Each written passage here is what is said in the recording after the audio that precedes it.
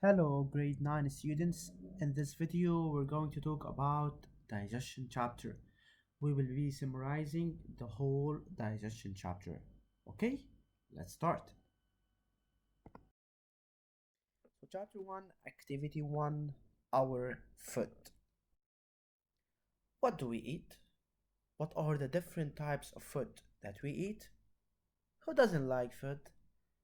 What are the different types of food we eat? And the question is, what happens to the food when we eat it inside our body? So to start with, digestion is transformation of complex food molecules into simplest one to be used by the body cell. Which system is responsible for the digestion of food?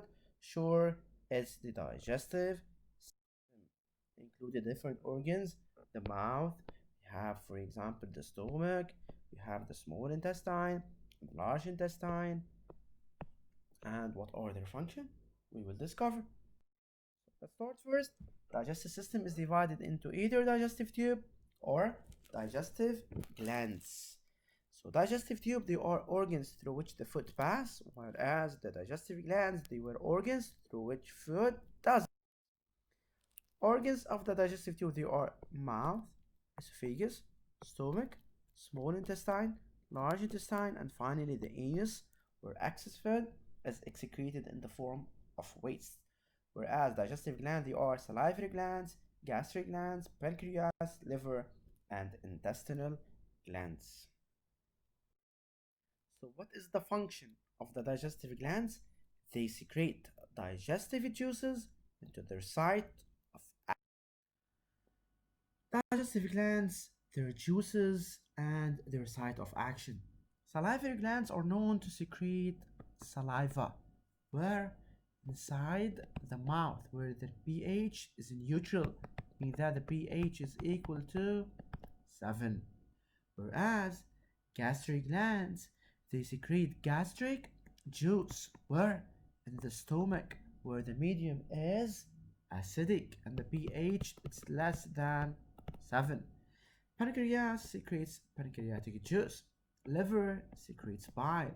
Intestinal glands secrete intestinal juice, where in the small intestine, where the pH is basic, it's greater than 7.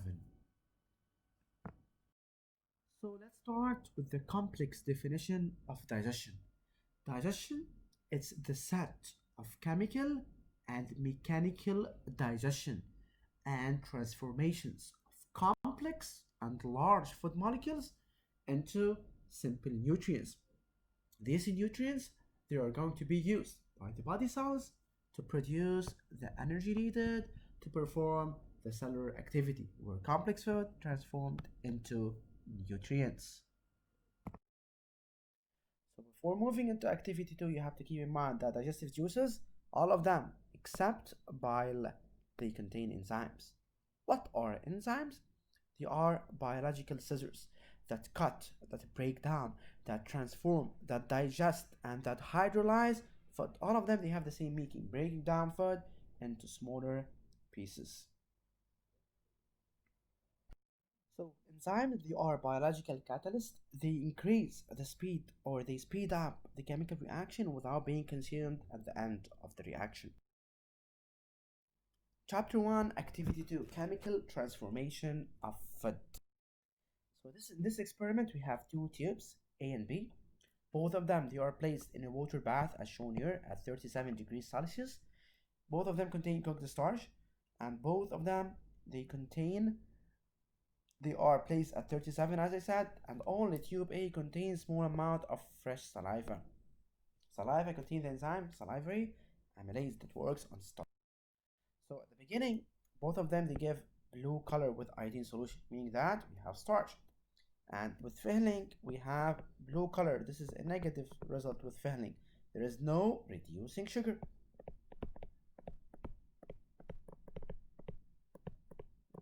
Okay, and here we have iodine is positive, so we have starch. So after 15 minutes, tube A negative result with iodine, meaning that there is no starch in tube A. while here in tube B we still have starch, meaning that there is digestion here. While in tube A, after 15 minutes with filling through solution, we have brick red precipitate.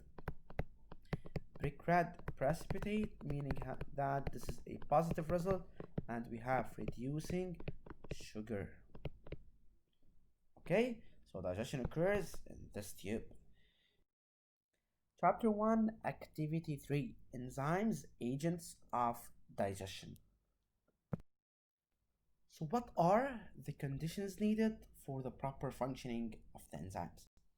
Application: interpret the results of the experiments shown in paragraph 1, pages 20 and 21, and deduce the enzymatic property verified in each of the performed experiments.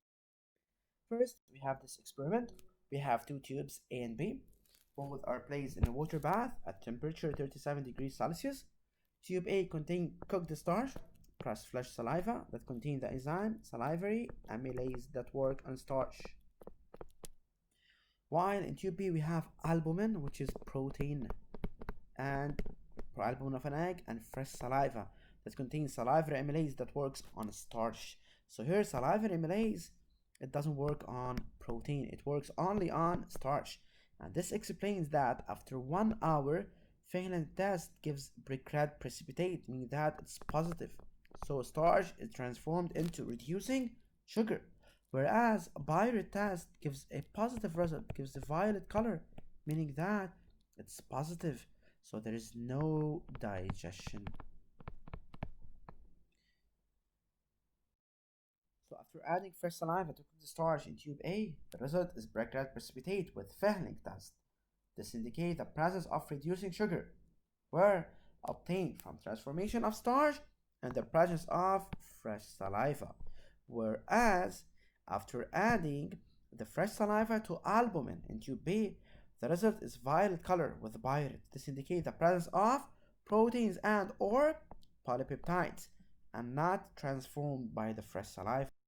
So here, every enzyme works on a specific substrate, meaning that salivary amylase, it works on starch and not on proteins. Okay? And this graph is showing that activity of the enzyme and the pH. Pepsin, as you know, it works in acidic medium, so pH less than 7. Salivary amylase, it works in a neutral, pH equal to 7. Trypsin, pH greater than 7 since it's basic. So the maximum functioning at approximately the pH 2. Salivary amylase, the maximum function at pH 6.5 to 6.8, while trypsin at pH 8 approximately, which is basic. So salivary amylase works at its best at temperature at pH 7, pepsin at pH 2, which is less than 7, and trypsin at pH 8, which is greater than 7. So any increase in the pH will stimulate an increase in the speed of the reaction. Here you have to know that salivary amylase works at its best at temperature about 6.5, which is approximately neutral. When that pH increases, the activity decreases and goes back to the minimum. This indicates that increase in the pH stimulates an increase in the speed until a certain limit, which is 6.5. Above 6.5, it decreases. Also for the trypsin enzyme, it works its best at 8.5.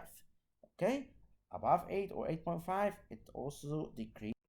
So the second property for the enzymes is, second enzymatic property, every enzyme needs a proper pH or a proper chemical medium. And this is the second property. While the first property, it was every enzyme needs a specific substrate. Third, activity of the enzyme. The activity of the enzyme, as you see, is at its maximum at temperature 37. When the temperature increases from 0 to 37, the activity increases from 0 to about 100. Then as it increases to 60, back to 0. So this means that an increase in temperature stimulates an increase in the activity of the enzyme up to a certain limit, which is 37 degrees Celsius. Third enzymatic property, every enzyme works at specific temperature. Optimum temperature, it's 37. Why? Because the enzymes work at its best at this temperature. Inactive temperature is 0. Why? because they are inactive, the activity is equal to 0%. 60 degrees is called the denaturation. Why? Because the enzymes, they are destroyed or they are denatured at high temperature. So you have to keep in mind that if an enzyme is inactive at cold temperature but replaced at normal, it can work again, it's functional again when it's placed at 37. While when the enzyme is placed at very high temperature and then replaced at normal, the enzyme won't work. Why? Because the enzyme was destroyed or it was denatured at the high temperature. Chapter 1, Activity 4, from the food to. So digestion is divided into mechanical digestion and chemical digestion. Mechanical digestion involves breaking down food into smaller pieces, keeping the food moving through the long digestive mouth. We have chewing. In the stomach, we have churning, and the small intestine, we have peristaltic movement. So the chemical digestion involves digestion by using the enzymes. It breaks down food into simpler nutrients that occurs in the mouth, the stomach, and the small intestine. How are these two types of digestion needed?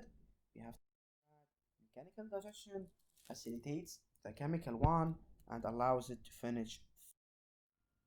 And here we move to the last activity, activity 5 of chapter 1 of digestion, the route of nutrients. So what are the characteristics that favor the intestinal absorption? We have 4 main characteristics. Number 1, thin wall of intestinal cells. Number 2, large surface for exchange.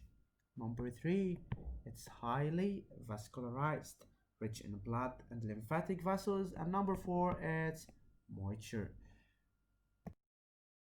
You have to know that we have 2 routes for absorption, either blood, where it absorbs all the nutrients except for fatty acids and glycerol, whereas the lymph absorbs fatty acids and glycerol.